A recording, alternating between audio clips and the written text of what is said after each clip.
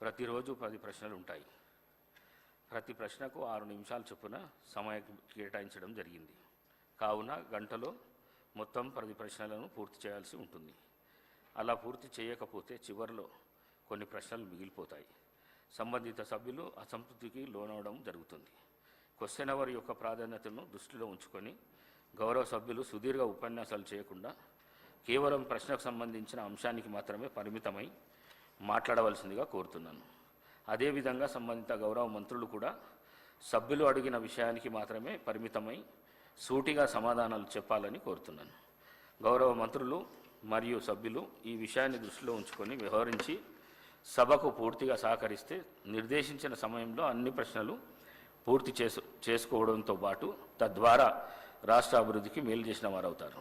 అంతేకాకుండా విలువైన సభా సమయాన్ని సద్వినియోగమై రోజువారీ ఎజెండాలోని మిగతా అంశాలను కూడా పూర్తి చేసుకోవడానికి వీలవుతుంది. దయచేసి ఈ విషయాన్ని అందరూ సభకు సహకరించాలని విజ్ఞప్తి చేస్తున్నాను.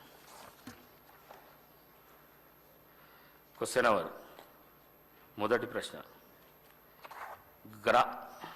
395 గ్రామ పంచాయతీల్లో బీటీ రోడ్లు పంచాయతీరాజ్ మరియు గ్రామీణ